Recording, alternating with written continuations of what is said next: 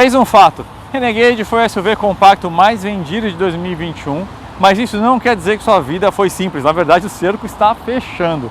Foram 74 mil unidades no ano passado, contra 65 mil unidades do Creta e 62 mil unidades do T-Cross, ou seja, nem de longe ele tem a tranquilidade que o seu irmão Compass possui, por exemplo, no segmento de SUVs médios, onde o Compass gosta de um quase monopólio. Muitos acreditam que, eu não vou chamar de dificuldade, mas essa situação mais difícil do Renegade se deve ao que ele apresentava embaixo do capô. Duas opções muito distintas em performance e eficiência, especialmente em preço. Uma era 1.8 Flex e Torque, que não ficava ali de frente com os seus rivais, por exemplo, o 1.0 TSI ou mesmo os motores da Chevrolet turbinados, os downsized, e de fato ele ficava bem para trás, tanto em desempenho quanto em consumo. E a opção que era excelente, que era 2.0 turbo diesel, era muito cara por conta da tributação, tanto que representava apenas 10% do volume total de vendas do Renegade. Mas tudo isso mudou porque em fevereiro chegou a novidade que faltava. Esse facelift que a gente está vendo aqui é quase um pretexto, porque o que importa mesmo está aqui embaixo do capô. O motor 1.3 GSE Turbo, conhecido pela sigla T270, o mesmo motor que está no Commander, na versão nova do Compass, e agora chega no Renegade. A gente está falando de 185 cavalos e 27,5 kgfm de torque, ou seja, é mais potência que o próprio diesel, quase tanto torque quanto que ele oferecer. De fato, agora a gente está falando do SUV compacto mais potente do Brasil, 35 cavalos a mais do que o T-Cross 1.4, ou seja, o Highline, e mesmo 20 cavalos mais potente do que o Creta 2.0. Mas nem tudo são flores, porque com a introdução desse motor, que passa a ser o único motor de toda a gama Renegade, teve também um reposicionamento de produto, ou seja, as versões topo de linha 4x4 ficaram mais baratas do que a diesel, mas as versões base também subiram. Aqui a gente tem a versão mais acessível do Renegade, que não quer dizer que ela é barata, R$129 mil, preço aqui de São Paulo, pelo Renegade Sport. Então a gente escolheu de propósito a versão mais acessível, que é justamente para trazer para você a informação se vale a pena, qual que é a configuração, o que traz de equipamentos, lógico também a apresentação técnica e on-board aqui na cidade, um pouquinho de estrada, para passar as impressões para vocês aqui no Autoline.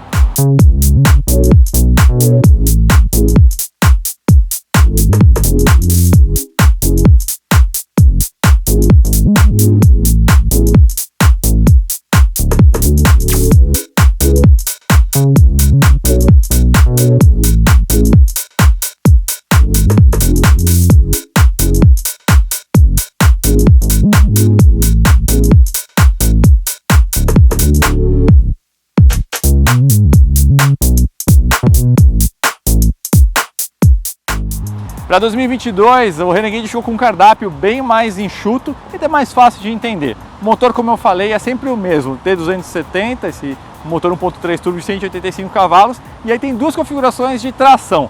4x2 com um câmbio Aizinho automático de 6 marchas e a 4x4 tem um câmbio ZF de 9 marchas. Duas versões para cada um. Na 4x2 a gente tem aqui a Sport de 129 mil e a topo de linha da 4x2 é a Longitude de 143 mil reais. E aí na 4x4 as duas têm o mesmo valor, R$169 mil, tanto a Trailhawk quanto a Série S, cada uma oferecendo uma proposta um pouco mais diferente, né? Trailhawk mais off-road, a Série S com visual mais esportivo. Na Série S, por R$10 mil a mais, você configura ele numa versão, né, que na verdade é um modelo, com o teto solar panorâmico. Em relação à versão 2021, o Renegade subiu mais ou menos R$20 mil em relação a 1.8 e-torque, né? Agora, olhando o outro lado do espectro, em relação aos turbo diesel, ele ficou uns R$20 mil mais em conta também, justamente pela diferença de tributação. Nesse momento especial, é essencial você fazer um bom negócio, especialmente está falando de financiamento. Vale a pena você conferir a proposta do Bradesco Financiamentos lá no autoline.com.br. Lá no site, no topo, é só você clicar em simular financiamento, escolha aí o seu modelo, quantidade de parcelas que você quer, alguns dados bem básicos e aí você já tem a melhor proposta em mãos. E vale a pena você experimentar o financiamento turbinado, especialmente se você estiver procurando um seminovo, porque tem algumas opções que o financiamento turbinado oferece que não estão disponíveis no financiamento convencional, como por exemplo, diversos serviços de martelinho de ouro a despachante. Enquanto você está no Autoline, vale a pena você conferir as opções seminovas com até 5 anos de uso, pelo mesmo valor do Renegade. Deixei esse link para facilitar a sua vida ali em destaque nos comentários. Vamos entender então do que se trata essa versão Sport em termos de equipamento. Eu gostei da lista de equipamentos. O valor inicial não é barato, né? R$129 mil, mas a lista está bem caprichada. Então já vem com faróis Full LED, lanternas em LED, sistema de infotainment com tela de 7 polegadas, é pequena, mas ao mesmo tempo tem Apple CarPlay e Android Auto com conexão sem fio, não tem recarregador por indução, ok? Controle de velocidade de cruzeiro não adaptativo, tem sistema de frenagem emergencial semi-autônoma com alerta também, controle de estabilidade e assistente de partida em rampas, freio a disco nas 4 rodas, rodas aro 17 liga, que mudou o design nessa versão 2022, câmera traseira e 6 airbags, além de um pequeno painel digital dentro do cluster de instrumentos que segue analógico. Agora, quando a gente vai olhar a longitude, você investe R$14 mil a mais e leva alguns equipamentos mais relacionados a luxo e conveniência. Por exemplo, as rodas passam a ser aro 18, mais bonitas, mas um pouquinho menos confortáveis. O ar passa a ser digital dual zone, né? Aqui não é um ar automático. O painel passa a ser totalmente digital, ao estilo da Toro. Faróis de neblina ganha, né? Faróis de neblina em LED que não estão presentes aqui na Sport.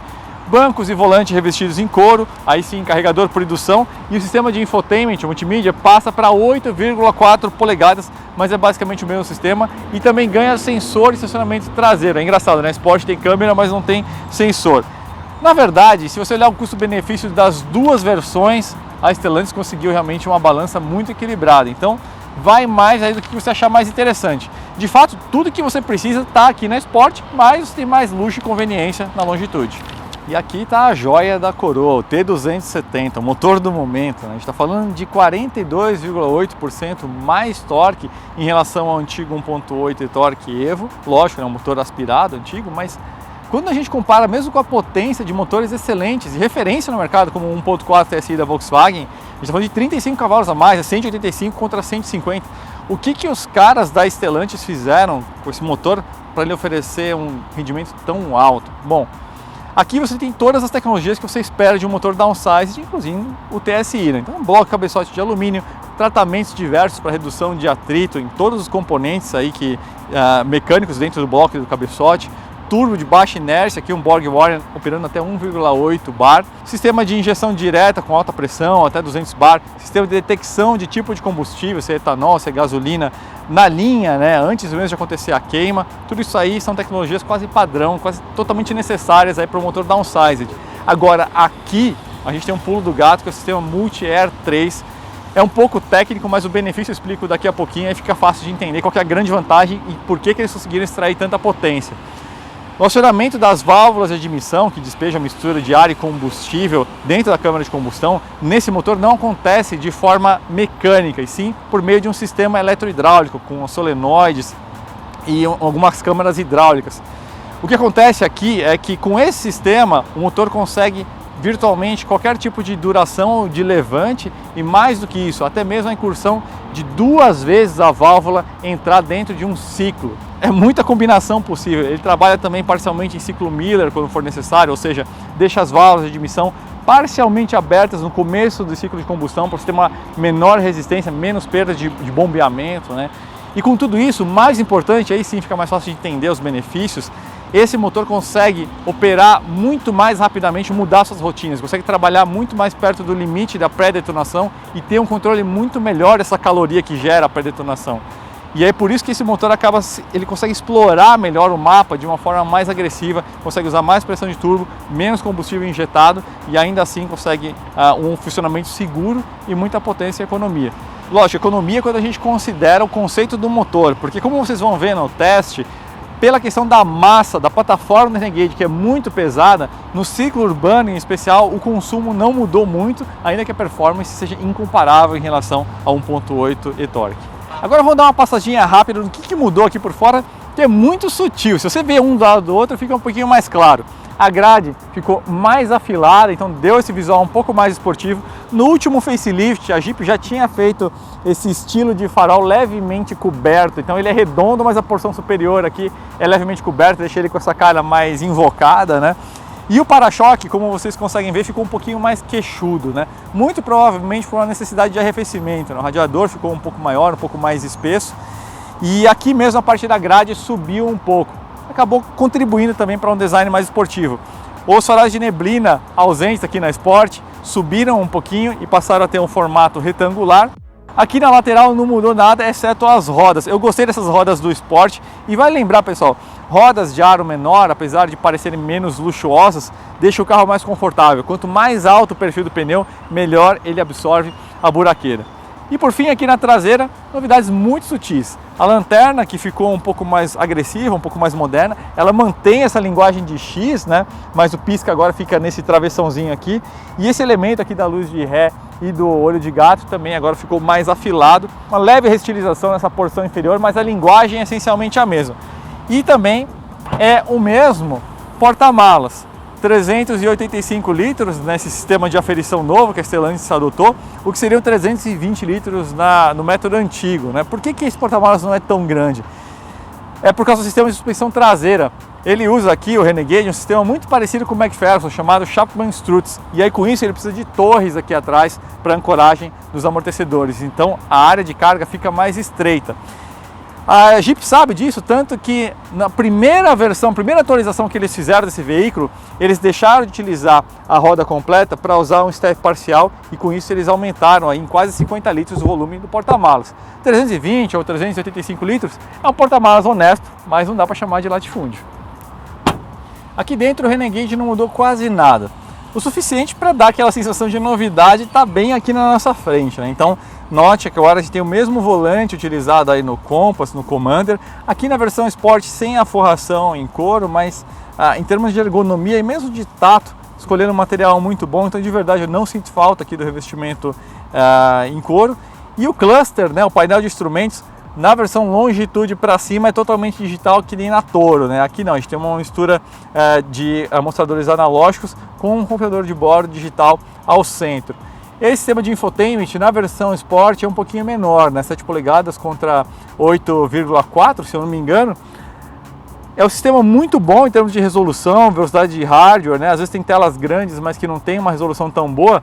Só que vamos lá, né, gente? O certo seria o quê? A Sport ter 8,4 polegadas e aí a versão Longitude ter aí algo perto de 10 polegadas para fazer frente aí, por exemplo, que a Volkswagen, ou mesmo a GM, tem introduzido em seus veículos. Então, aqui funciona legal, tem conexão sem fio no Android Auto e Apple CarPlay, por outro lado. Então, tem umas coisas bacanas, mas a tela é um pouquinho pequena. Em relação aos demais acabamentos, é um veículo que entrega qualidade percebida, mas vale lembrar, né, sendo a versão Sport, então a gente tem aí um interior que é basicamente monocromático, quase tudo aqui é preto, exceto talvez aqui as molduras de ventilação, que tem um tom de cinza, tem um toque acetinado aqui nas maçanetas, tem tecido aqui na porta, então tem um capricho, tem um esmero, mas é lógico, você sabe que está numa versão mais acessível de um veículo, então também não é aquele desbonde de luxo, né? Agora eu vou dar uma olhadinha no espaço traseiro.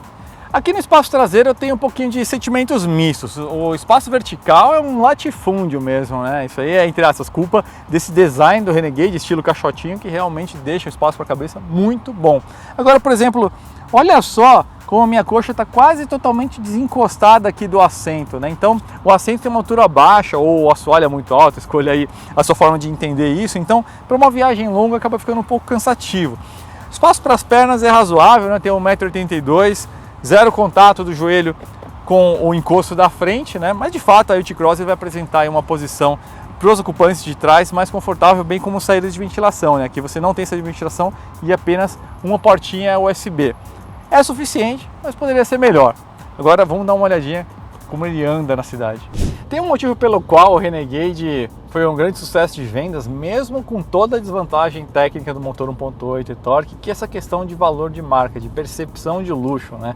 Que é o mesmo pilar onde se ancora o próprio Compass, né? Essa sensação de um Jeep, né? Uma marca premium, num valor de, eu não vou dizer veículo de entrada, evidentemente, né? Mas num valor de SUV compacto. Então, isso bagunça um pouquinho a cabeça das pessoas, porque quem viveu os anos 90 lembra dos Cherokee, Grand Cherokee, associados à marca Jeep, né? E aí o Compass, e mesmo esse carro, usando um pouquinho da linguagem do Wrangler, né? Acaba pegando carona nisso. Agora, tirando esse lado mais sedutor, essa ideia de percepção, né, de marca de luxo, de fato aqui dentro a gente tem umas qualidades rodando com ele que são muito bacanas, né? Tanto o Renegade quanto o Compass são veículos muito confortáveis.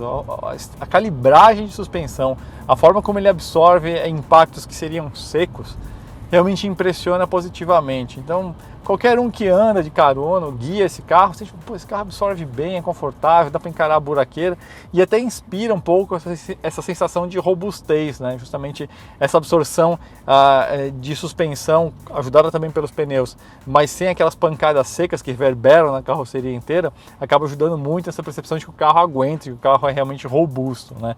Isolamento acústico aqui também é muito bom, então é um veículo silencioso tanto aqui na cidade quanto na estrada. Na hora que você já bate a porta, você já sente isso. Então, são qualidades que, para a média das pessoas, acaba tendo muito valor, né? Conforto de rodagem e essa sensação de isolamento acústico. E sensação de amplitude também, ainda que, como a gente acabou de ver, o espaço traseiro nem é tão bom assim se comparar aí a alguns dos seus principais rivais.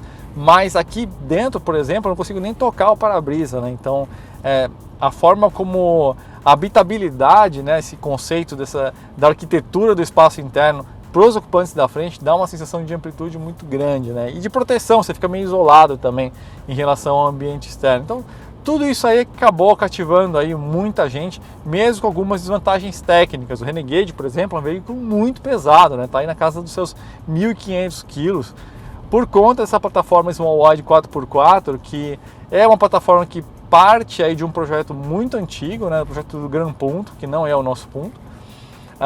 Então, em termos de soluções técnicas da composição da carroceria do monobloco, não é assim, é um projetos mais modernos, se comparar, por exemplo, ao sistema MQB que a Volkswagen usa aí, em praticamente todos os veículos.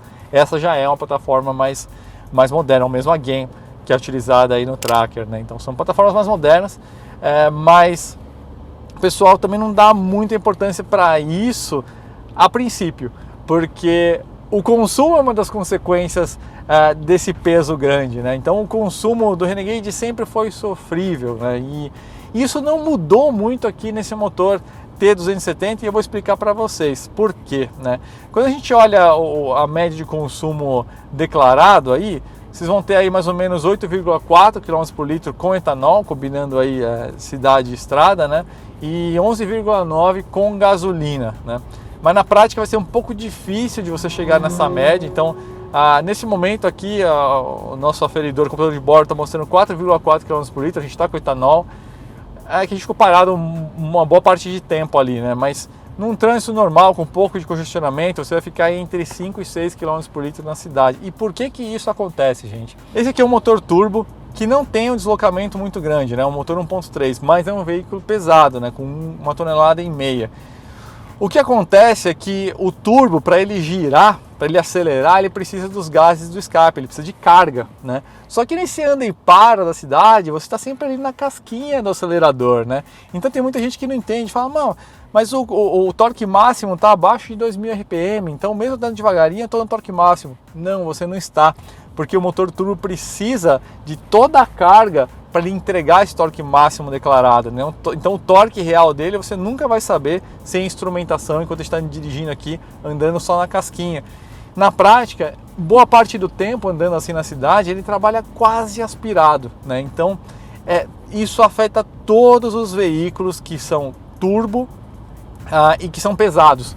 Motores turbo, desculpem, com motor pequeno e que são pesados. Então afeta a Toro, esse daqui, o T-Cross, mesmo o T-Cross 1.0 no caso, né? Então afeta todos eles, né? Então na estrada você vai conseguir um consumo muito mais próximo, até mesmo superior do que o declarado. Agora na cidade o consumo não mudou muito.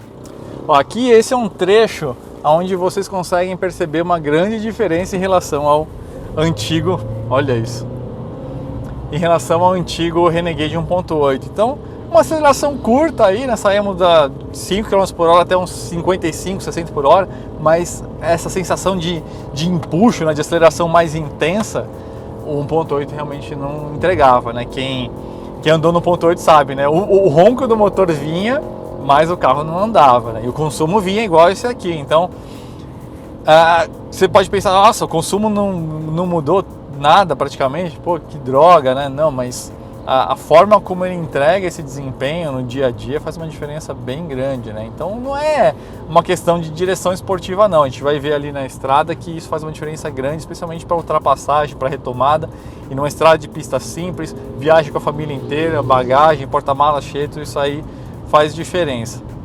E aqui nesse trecho aqui da Marginal a gente já sente aí novamente essa questão toda, esse bom isolamento acústico e bom trabalho de suspensão também na complacência com o piso, né, que são duas características muito positivas do Renegade. Enquanto a gente vai para a estrada, vale a pena mostrar esse recurso, que é o sistema de manutenção em faixa, né, mesmo a versão Sport já tem, então ele tem sensores e câmeras, né, então nota que ele esterçou sozinho, e aí ele dá uma bronca, porque a ideia não é você tratar o carro como um veículo autônomo, mas sim para prevenir aí uma invasão de faixa vizinha no momento de distração. Agora a gente faz uma retomada. Nossa, esse cheiro no meu pescoço, a diferença de disposição é incomparável. O 0 a 100 aqui é de 8,7 segundos. 8,7 segundos, é menos de 9 segundos. E só que um detalhe importante, pessoal, o 0 a 100 do 1.8 torque declarado era 11,1, mas na prática todos os testes instrumentados que a imprensa fez, todos eles 0 a 100 na casa de 13, 14 segundos, 1.8 torque. E desse aqui não, todos estão aí na casa dos 9 segundos, né? 9 segundos médios para baixo, né? Então o 0 a 100 declarado aqui é muito mais condizente. Então a diferença de 0 a 100 não são os 3 segundos, são uns 5, 6 segundos entre o e-torque e esse aqui, né? E isso se traduz uma diferença de disposição incomparável, porque você pode pensar que talvez ele ande um pouquinho a mais do que o diesel. Não, ele anda muito mais que o diesel, porque ele é 200 kg mais leve que o diesel, é 1.650 contra 1.450 kg. Então a diferença de animosidade é completamente diferente. E outra coisa positiva que eu esqueci de comentar é, como você tem bastante torque à disposição, você tem um câmbio bem mapeado aqui, trabalhando sempre para deixar o motor ali numa boa disposição de torque, e o motor tem muito torque, né? A rotação está sempre baixinha, o conforto acústico é muito melhor aqui, né? Então essa é uma diferença enorme do e-torque. O e-torque ficava toda hora trocando de marcha, deixando esticar a marcha, mas trocando sempre para tentar, reduzindo marcha, para tentar deixar o motor ali perto do torque máximo, mas não tinha que fazer, a motorinada em meio, motor aspirado 1.8, então era uma experiência bem menos confortável. Você, seja na cidade, já dava para sentir um pouquinho isso, numa marginal, mas na estrada, então, nem se fala, era uma diferença muito grande. Eu vejo numa saída de pedágio, sem pisar tudo. Já estamos a 60, 80, 100. Então é realmente uma disposição sem comparação. E aqui a gente reforça essa percepção de que, apesar dele ter esse formatinho meio de caixote, se tem um conforto acústico bom também na parte de aerodinâmica. Não é um veículo que faz muito barulho de vento, especialmente em relação à expectativa, né, de ter esse para-brisa mais vertical, ou pelo menos a sensação de que o para-brisa é mais vertical. Então está bem resolvido aí nessa parte toda, né? Então, na verdade, o Renegade, já indo para a conclusão, é um veículo que antes ele tinha alguns predicados, algumas qualidades que se preservaram, mas tinha alguns defeitos que fazia a gente se perguntar como que ele vendia tanto, se tecnicamente seus concorrentes eram melhores, né?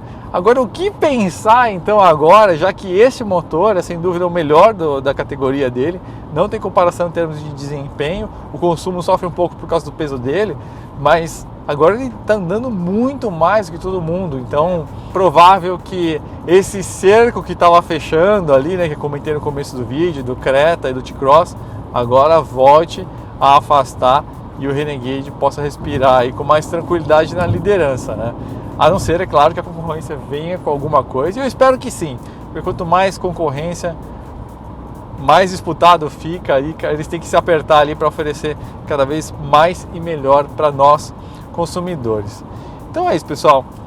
Esse motor já fez um ótimo serviço na mudança para o Compass, mesmo no Commander ele fez um bom trabalho, na Toro nem se fala, então a gente já esperava exatamente isso que aconteceu, né? Uma baita entrega de desempenho, em consumo na estrada bom, então estamos com 11 km por litro agora, né, com etanol, então notem como, lembra que eu falei que o consumo podia ser até melhor do que declarado? na estrada, tá aí a prova, né? Isso que a gente deu umas aceleradas. Mas na cidade tem essa questão toda da massa, que ele trabalha muito na fase quase aspirada, então a eficácia não é tão boa. Mas o produto não tem o que dizer, essas adições de tecnologia, conforto de rodagem, realmente não tem.